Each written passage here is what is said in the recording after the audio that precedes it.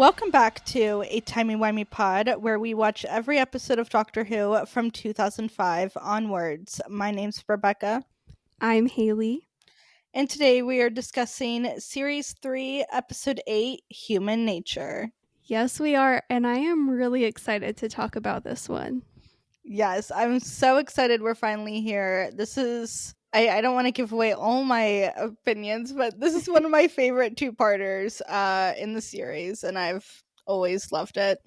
It's just a really fun time. Yeah. Are you ready for some fantastic facts? Yes, I am. All right. This episode was written by Paul Cornell, who previously wrote Father's Day, the iconic Father's Day. Icon. And sadly, this is the last time we see him. That makes me really sad, actually, that this two-parter is the last he's written for Doctor Who, because I really like his writing. Me too. So, Paul, come back. Oh, and this was directed by Charlie Palmer. He's directed other episodes this series, and it aired May 26, 2007. And this episode was adapted from a novel written by Paul Cornell with the Seventh Doctor. I did know that, and I think that is kind of fun that they adapted it to fit the 10th Doctor. Yeah, I've seen people say like they don't like it because then it calls into question like how canon the books are, which I get, but with all the extended media connected to the show, I kind of think we all individually can choose what is canon and what's not canon. I totally agree with you. Yeah. So in the book, the Seventh Doctor had become human because he was trying to experience the grief felt by his companion Bernice or Benny Summerfield when her partner died. So he was trying to like sympathize with her, I guess, and understand that grief. And in the novel, instead of a fob watch, it was a cricket ball. And John Smith like had the book he was writing, except it wasn't like a dream journal. It was like he was writing a children's book. I'm just still stuck on the cricket ball stick. Like, what? Like, Yeah, how would that even work? Oh, it's a cricket ball. Yeah, it's a cricket ball. That is very, very random. It is. In this episode, Harry Lloyd plays Jeremy Baines and Son of Mine, and he is the great, great, great grandson of Charles Dickens. It was really written in the stars for Charles Dickens and his family to be in Doctor Who. I know that Charles Dickens loves Doctor Who wherever he is. He really does, and Doctor Who loves Charles Dickens, so apparently. Very fitting. Yeah.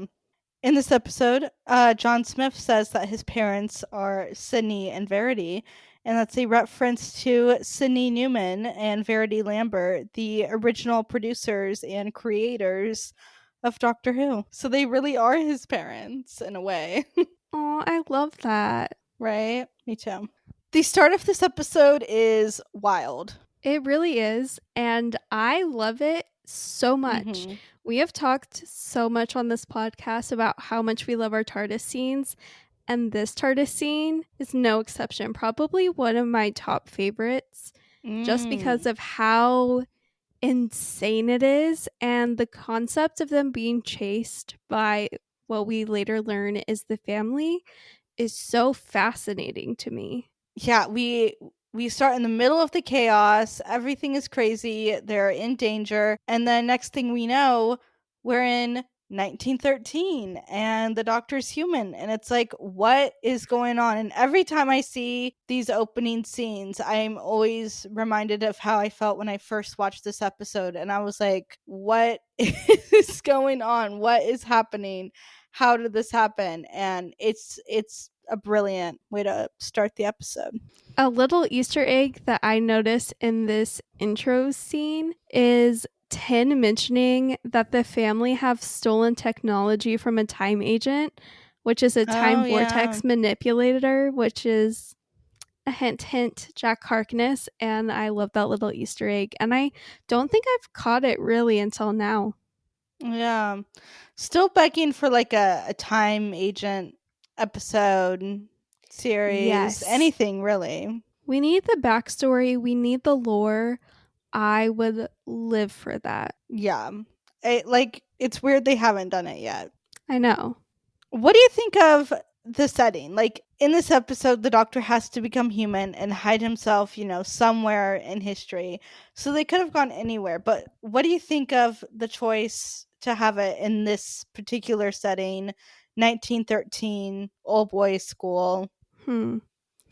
I do find it interesting that they chose 1913 to be the year, and I almost want to know like why that year in specific. Well, I think they chose that year because, like, throughout the whole two-parter, there's this element of in a year from now, we'll be in the middle of World War One, and they're training these boys for war, but they have no idea, like, they're actually gonna have to go to war soon, and like all those boys at that school are going to be in war soon, which is just crazy. And that's an element I do actually really like, is just kind of that underlying thread. And there's a scene in the beginning, Jenny says, all these boys, they're going to be leading the country in a few years, and Martha says something like, 1913, maybe not, because she knows they're all going to be going off to war soon. And I really like kind of that underlying thread.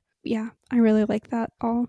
Yeah, so I like that part of it. I think the setting is interesting and it looks really well done and it feels very real.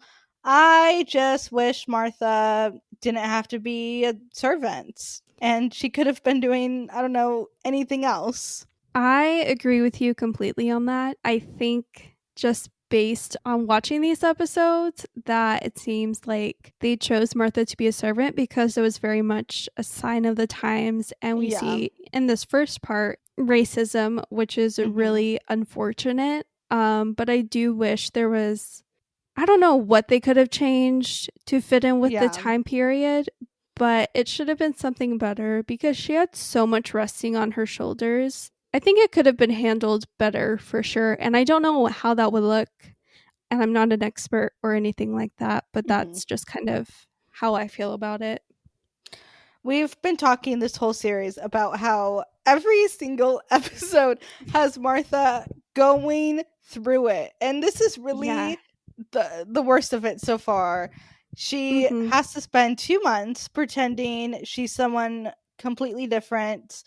Her only friend, the doctor, isn't himself, doesn't know who she really is, and she has to spend like 2 months as a servant at this old boys school where they are just terrible to her. And even Nurse Redfern, who I really like, she's terrible to her too. And I just justice for Martha Jones because she is never not in the trenches. Yeah. Justice for Martha Jones. Yeah. So, what do you think about the character of John Smith? Okay. I love how that even when the doctor becomes human, he Mhm. still short circuits. He still is awkward and talks a lot and doesn't know quite what to do when it comes to social cues, and I find that really really funny. And I really like how it's written that he's very absent-minded to really indicate that there is a part of him that's like missing, and it's obviously the most important part of him. It's who he actually is, the 10th Doctor. But yeah, I really like John Smith as the character. There is one part, and we'll probably get to it in a little bit, that I wasn't a fan of. Yeah, you know what? I'll just wait till we get there. Okay. Yeah, I agree. I do like the character of John Smith for the most part. There's some stuff in the next episode where I find him kind of annoying and kind of whiny, but just in this, yeah, it's so funny because there are so many similarities to the Doctor, but there are so many differences as well, and it's just so funny to like see that. I really love Hmm. the scene where he's talking to Joan by the staircase and they're talking about the dance and then he falls down the stairs. Like that's such a doctor thing, but it makes more sense with him as a human. Him getting so flustered to the point where he falls down the stairs. And he's just kind of like a sweet guy, and he just wants to live his life and fall in love and write in his little notebook. And yeah. Yeah. No, I love that scene so much. And now that you mentioned Joan, what are your thoughts on John Smith and Joan Redfern? Okay. Here it's a bit hard. I do really like their story, and I think they wrote it really well because I always buy their connection, even though it may like happen fast and they get close very quickly. I buy it and it feels very real, and you can really feel the connection. I find her really interesting as this woman who's a widow, and she kind of feels like, society just wants widows to disappear and hide. And she's like, do you think that's fair? And he says, no, like, that's not fair. And they have that really nice moment later on. But she is so terrible to Martha throughout this entire Mhm. two-parter. And I hate when she like accuses Martha of being like too familiar with him, and like, I don't know, all the things that happen between them I don't like. So I like her outside of all of her interactions with Martha, but then she's just terrible to her. And there's that big scene in the next episode that I can't wait to talk about. But yeah, but besides everything with Martha, I do really like her story with John Smith, and she's a really interesting character and really fascinating. And there's definitely more to talk about in the next episode. But yeah. No, I completely agree with you, especially about the parts regarding Martha, because Joan was just not great to her at Mm-hmm. all. But regarding the relationship between Joan and John Smith, I do really like it and enjoy it. And I also Mm-hmm. completely buy their connection. And, I always feel some type of way about the doctor in any romantic entanglement, Yeah. unless it's Rose Tyler or River Song. Mm-hmm. But because John Smith is John Smith in these two episodes and he's a human, I don't know. I don't really have a problem with it. And while there's, things I wish I could change about her character, like her being a bit nicer to Martha and not as problematic with her. And I think she only works with John Smith. Like, Joan Redfern and the Doctor wouldn't work as friends or even really companions, but I think her and John Smith do really work. So it Mhm. is kind of tragic for her that, and Martha, we even see she's like worries about her because she's talking to Jenny and she's like, we're gonna be leaving soon, and I don't want her to get heartbroken. And so Martha is kind of trying to look out for her because she doesn't know that John Smith isn't really real. Something in this episode that I just love so, so much is the journal. It's Oh my gosh. Me too. Can we talk about how, through all of his adventures in time and space, Rose Tyler was in there? Oh, we got a Rose Tyler mention, everyone. Mm-hmm. Um yeah, no, I love, even though he was human, lost all his memories, he remembered Rose Tyler, and then he says she ends up disappearing at some point. Oh, that's so sad. Just stab me in the heart. Why don't you? But no, I'm obsessed. Beautiful, gorgeous. Also, the journal itself as a prop piece is beautiful, and the handwriting and the drawings, gorgeous. Oh, it's so beautiful. And I have seen fans create like an identical journal online. And Mm. they're expensive, but I really want to get one because it's just so pretty. And I love the concept. And I love that he had all the drawings of like the Cybermen and the Daleks and just Mhm. so many different foes. And, Rose Tyler at the Rose Tyler mention. Mhm. Even as a human, she's still haunting him. I love when after he falls down the stairs and Jonah's like stitching up his head or whatever, and Martha comes in, and then Jonah's like, "You should knock." And Martha goes back and just knocks and comes right back in. So funny, so iconic. Yeah, I love it. Now, the only person that Martha really has during this time is Jenny, and We don't get to see too much of Jenny before she is like taken over by the family, but Jenny is so sweet and she seems like such a good friend to Martha. Yeah, she is so, so sweet. And like you can tell, like, even in the very limited interactions that Ginny and Martha had, that they've built up a true friendship for these past 2 months. And for all of that to be taken away from Martha is just really sad, honestly. And to be taken away from like Jenny herself, because as soon as the Hmm. family, possesses her, gets in her, whatever it is that they do, like the real Jenny is gone. Yeah, I think Jenny's death is the saddest death in this Mm-hmm. two-parter because she's so sweet and so nice and she's so scared in the end and it's so sad. It's so sad. And I mean, like, speaking of the other deaths, we don't see, like, the old man. Like, we don't see him before he Hmm. gets possessed, really, by the family. And we don't see the young girl with the red balloon before she gets possessed. But we do see Jenny and we do see Baines. And low key, no one deserves to be possessed by an alien. However, Baines, I'm not crying about it because Yeah. that dude is awful.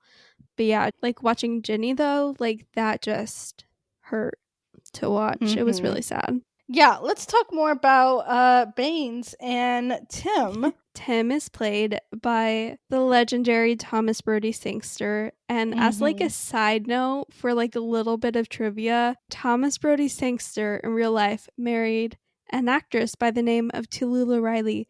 And Tallulah Riley played Miss Evangelista in The Silence of the Library and Forest of the Dead, which is a two-parter from series 4, but they're married in real life and they both starred in Doctor Who and it's iconic.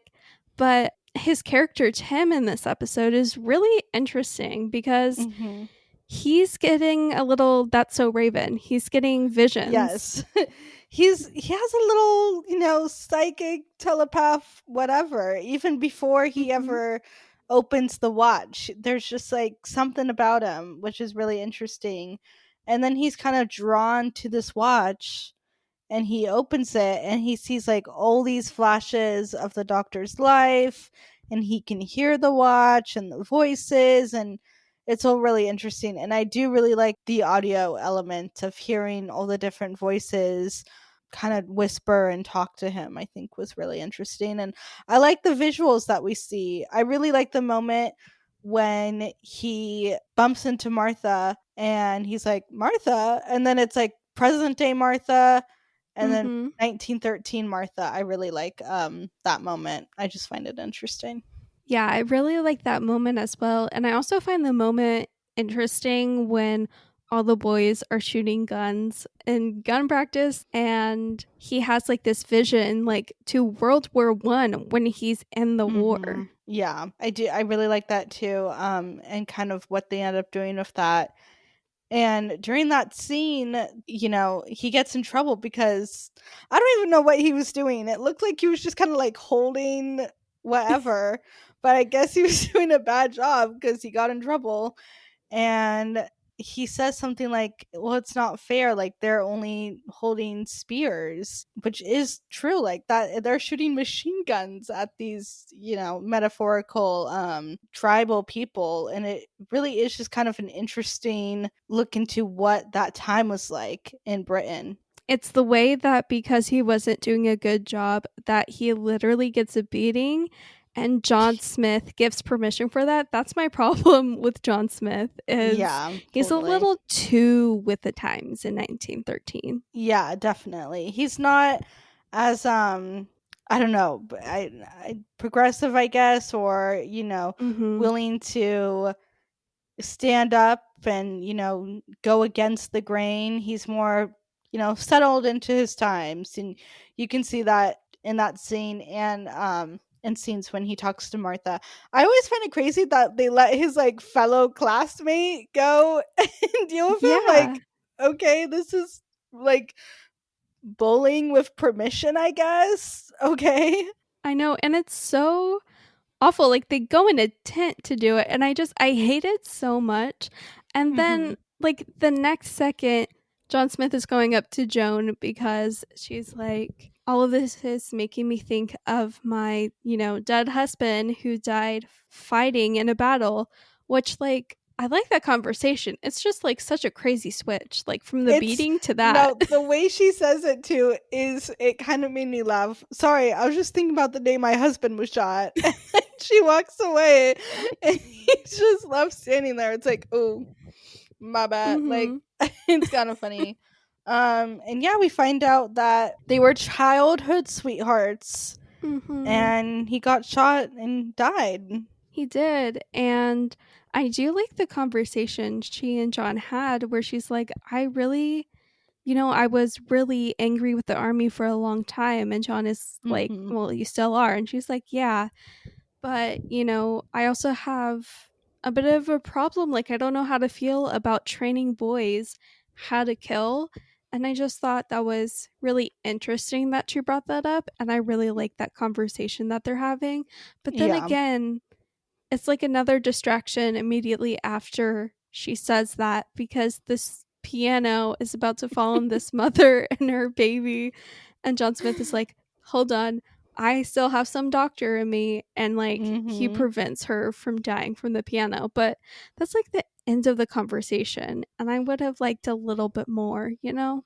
Yeah, no, me too. But I do really love that moment where he uses the ball to like save the baby, and everyone's Mm-hmm. in shock, and then he just immediately asks her to the dance, and I just think that's such a sweet moment, very It doctory, is. thing to Mm-hmm. do, and yeah, no, I do I love that moment, but I do wish that conversation was more fleshed out, and I think it is like a little bit in the next episode, but not really. But we need to talk about the scene when Martha goes to find the TARDIS. I love this so much. I love Mhm. her biking to like this secret Yes. little shed where the TARDIS is in. I love the whole vibe and her going in and like we finally get the tea that, they're being chased by the family. 10 is going to become John Smith and use the chameleon arch to conceal himself with the fob watch. And tell me why I thought for sure in this episode, I went back and double checked, but tell me why I thought the bit about Paris was included in the actual episode, but it's not. No, I used to think it was too, like some kind of Mandela effect, but no, it's just the deleted scene or behind the scenes, which if you haven't seen, please go do yourself a Mm-hmm. favor and watch it because it's really funny. But yeah, I love this whole sequence, and I love her walking around the TARDIS console and then getting flashbacks to what happened and him explaining that he's going to have to change and that the watch is him. I don't know if we talked about this in Rise of the Cybermen, but the chameleon arch helmet, we see that in that episode. It kind of like drops into the TARDIS when they have that like crash and end up in the parallel universe. And I just love that it comes back and we get to see what it does and that it was first hinted at in that two-parter. I really love that kind of connection. Stop. I did not realize that at all and did not make that connection. But as soon as you started talking about it, I knew immediately what you were talking about. Mhm. The when we're watching the flashbacks and we see the moment of the doctor saying like, "Oh yeah, it's going to hurt." And then he's screaming out in pain as it's happening and poor Martha just has to stand there and watch. That is I feel like my heart just breaks for her and it's so scary and I can't imagine how Mm-hmm. she felt having to just stand there and watch that happen. Yeah. And, she's like fast forwarding and like rewinding the video of like all of his instructions because she's noticed like the chemistry between John and Joan and just that there's something happening there. And she's like, I just want you to come back. Like, you didn't put this in the instructions because, doctor, you didn't think anything about a woman, which is so like the doctor. Honestly, that really is. He never would have assumed that he would have Mm-mm. fallen for anyone. Yeah, which I kind of love. But yeah, just Yeah. that shot of her saying but I want you back is so sad. It is really sad. Also, when Wait, did can he film all these instructions? Like from our point of view, it looks like they were getting chased, and then he's like, "Okay, I have to change right now." Did he like send her out so he could be like, "Let me film this video real quick," or did he okay. like pre-film it just in case? But that wouldn't make any sense. There's no way he like pre-filmed it, so he probably was like, "Martha, give me like 20 minutes. I gotta film this video," instead of just, I don't know, giving her the instructions right there. What was that? Actually, wait. What if she just watched him film the whole thing? She was just like off to the side. She was holding the camera.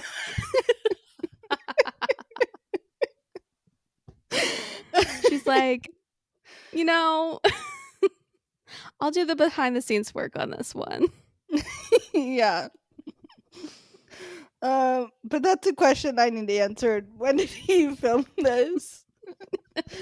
And I want to hear he gives like 23 rules or instructions. I want to hear all 23. I want to hear everything. No, me too. I need to know all of the rules. Yeah. Can we talk about what I call the UFO scene? And Yeah, like the UFO? I literally have it in my notes as Joan sees a UFO and no one is like really that no one cares. I love that you wrote that down as well.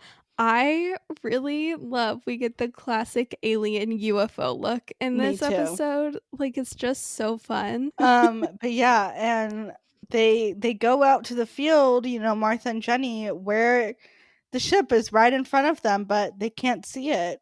No, they can't. But do you know who can't see it but discovers it? Good Baines. old Baines. And because he just wants to know what it is, he basically breaks in. And so he's taken in, but as soon as he's inside, he's basically taken captive. Yeah. And I have some questions about what is the family's true physical form? Because in the scene, he's like, "Oh, I want to see you," and then they're like, "Oh, don't worry, soon you'll look just like us." And then we don't see what he's looking at, but he looks at something and starts screaming, and then that's the end of the scene. And then later, when they capture Jenny, and they're like, "Oh, you're gonna be a mother of mine," and mother of mine is just in this like orb looking thing. So what is their how do they get around? How do they fly the UFO? What is their like physical form? Do they have a physical form? I have a lot of questions. Yeah, that is something I'm curious to know the answer to as well.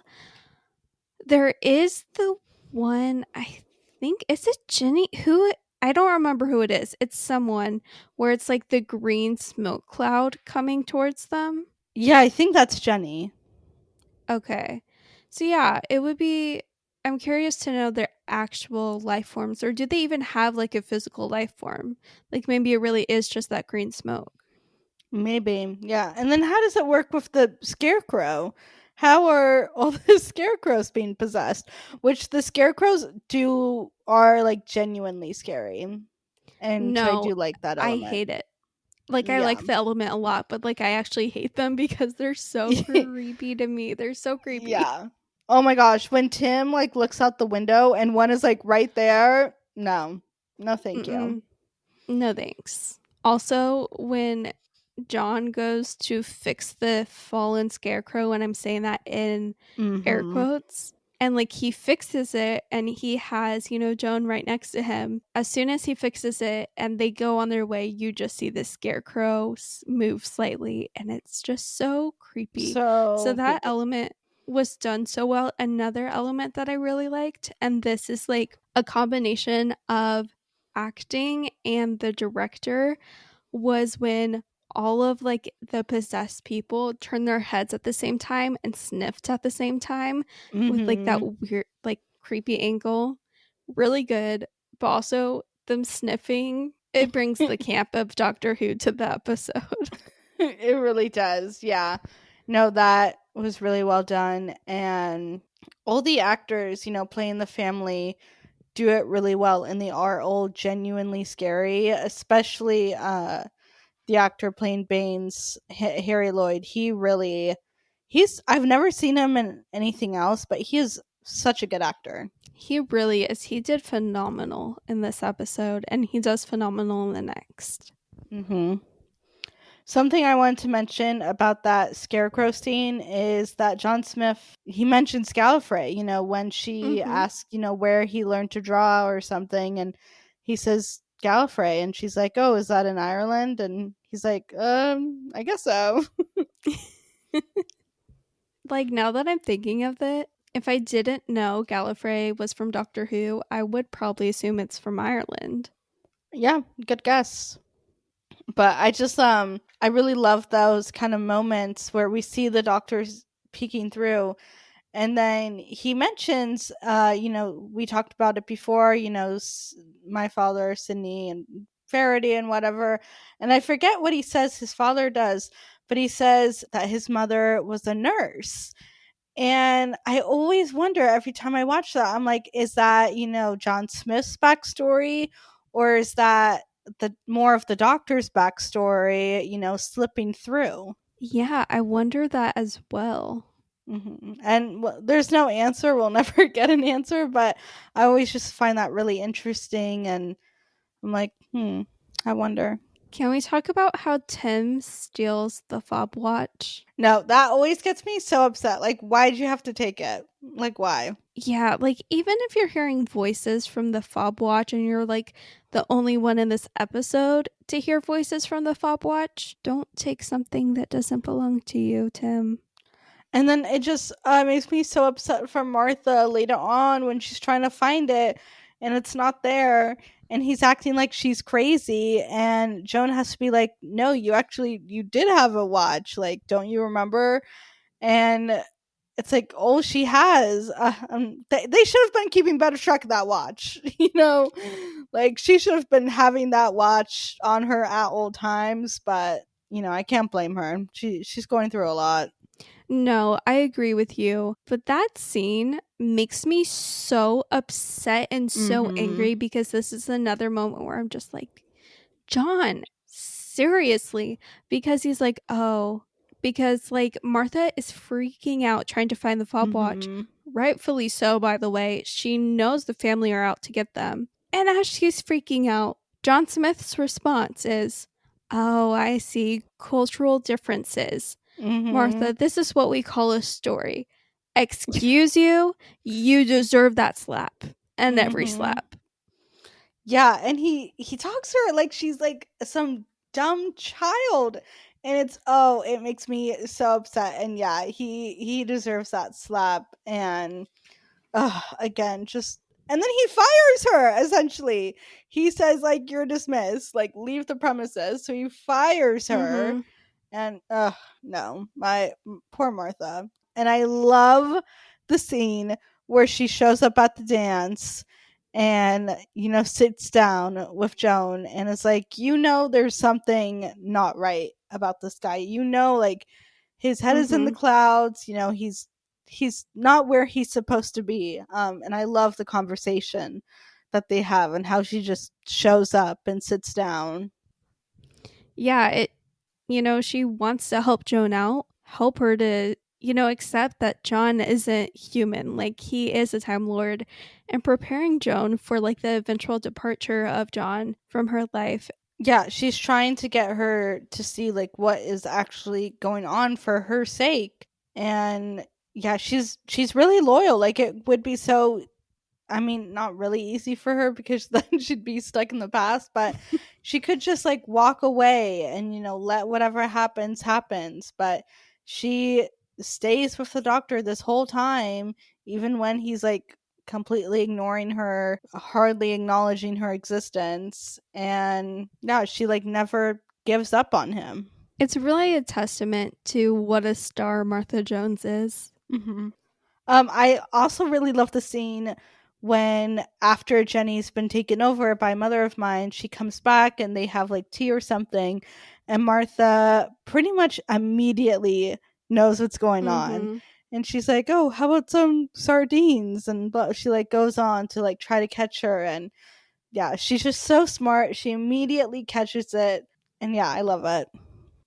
Another thing I really like about this episode is the music. The music is different from what we usually hear, but it fits the time and the setting really well. I really like the Mm-hmm. scene where they're dancing, John and Joan. I think that was the music there is just really nice. And it's really nice throughout the whole episode, really. It really sets the tone really well, and I like that it's different from what we typically hear, but like Mhm. very subtly, ever so faintly, you can hear a little bit of like the classic Doctor Who music, the Doctor Who, the 10th Doctor's theme, Mhm. but it's Yeah. very like faint. And I really like that because John Smith himself, he's not his full self. So yeah, so just like everything in this episode, I feel like it's tied together really well with the thread of Mhm.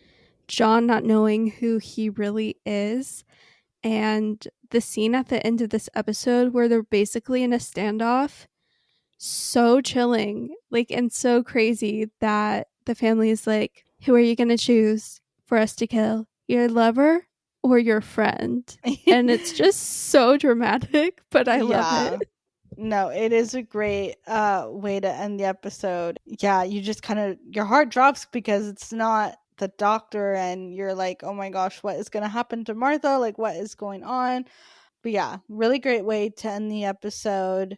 Oh, I also like the scene where Martha pulls out the sonic screwdriver and she tries to Yes. get him to name it. And you can just tell he's looking at it in a way where it's like he doesn't know what it is, but it is familiar. And David's acting, we haven't talked enough about it because we haven't really said it yet, but David's acting is so good in this two-parter. He plays the Mm-hmm. character so well in moments like that. Like he's looking at the Sonic and it seems so familiar, but also not familiar at all. He plays it so well. Yeah, his acting in this episode, in both of these episodes, chef's kiss. He does a Mhm. phenomenal job, and he makes every part of this episode so believable. He makes the character of John Smith so believable. And he's Mhm. like been playing the doctor in the series, and for him to like switch to that is just a testament to his talent. Yeah. No, I agree. I wish they let him use his Scottish accent again. Yes, I would have loved if his Scottish accent was used. Yeah, me too. Another moment between John and Joan that I really like is when they're getting ready for the dance and she's like, "Okay, you should warn me. Do you even know how to dance?" And he's like, "I have no idea." And then they get there and they do have a nice little dance. It's very sweet. It is very sweet. But speaking of the dance, I was like observing the background and everything, and it really seemed like this dance is for the adults. So why did no one notice the little girl with the red balloon just sitting there? There's always just like some random child in the corner with a balloon. Kind of crazy that they used a young girl with a red balloon in this story. It is kind of crazy. Like there's always something with a red balloon happening to try to like Mm-hmm. scare the audience. It very much reminded me of it the Stephen King Same. book and movie and all that. No, same. But this episode does really well with suspense and building like tension and Mhm. everything else that we're going to be discussing in part two. And I can't wait till we get to discuss part two of this two-parter. Is there anything else from this episode you'd like to chat about? I think we covered it, but yeah, I am really excited to see what to talk about next week. But do we have any reviews from the past? Yes, we sure do. And because this is a two-parter and we're talking about the first part, the reviews are just for this episode, not Mhm. next week's. And we also will be waiting to do heart of the story and favorite character next week. Yes. So this first review I have is from IMDb by the user Shin LYU, and they wrote their review on September 28th, 2011, and they shared that this is the first of the 2 worst episodes in the history, yes, history of Doctor Who. Wow. It plays out from beginning. Yeah. It plays out from beginning to end like horrible fan fiction of the worst kind. You know, the kind written by a person who just really wants the main character, the Doctor, of course, to fall in love with them. From illogical plot lines to they use the R word, so I'm going to skip over that, to romances and soap opera melodrama, this pair of episodes has it all. Just don't be surprised when the thief of a child turns out to be the hero, and Martha gets treated like crap and not apologized to either, and the idiot school nurse turns out to be the big victim. Ugh, the whole thing made me want to puke. Oh, wow. Wow. It is kind of funny to criticize it as fan fiction because that kind of is what it is. It It's really based off is. of Paul's novel, which I don't know, you could kind of classify those as fan fiction in a way. Yeah, that's really funny. Yeah, I feel like that's the first we've had bad reviews, but not like a scathing hate review like this one. Yeah. I understand the criticisms, Mhm. but to say it's the worst episodes of the whole show, did you not just see that Dalek two-parter? Like, let's be so for real. Yeah. And this next review is also from IMDb by the user Theo Robertson, and he wrote his review on August 3rd, 2008. And he said a lot of things actually. He had quite a lengthy review, so I'm going to shorten it myself. But he wrote saying, not only did they succeed in showing why Doctor Who is the most remarkable show in the history of television, not only did they succeed in showing why Doctor Who is the most remarkable show in the history of television, but unlike the preceding episode 42, human nature is entirely original. It doesn't remind you of any story you've seen before, and it's an episode full of character development for the Doctor. Nostalgia plays a part too with a quick flashback sequence and a picture book reference to previous Doctors and adventures. But perhaps the show's greatest strength is one of imagery, and millions of children will never ever look upon scarecrows in the same way again. Yeah, the scarecrows, they stay with you. Those things are scary. Yeah. Yeah. Those are the reviews I have, and I cannot wait to talk about next week's episode with all of you. Yes, we will be back next week to wrap up this two-parter with the family of blood, and I can't wait to get into all of it. But until then, make sure you follow us on Instagram and TikTok at timeywimeypod and email us everything and anything to timeywimeypod at gmail.com and give us a rating on your favorite podcast listening platform. And we will talk to you guys next week. bye. Bye. Ta-ra. Ta-ra.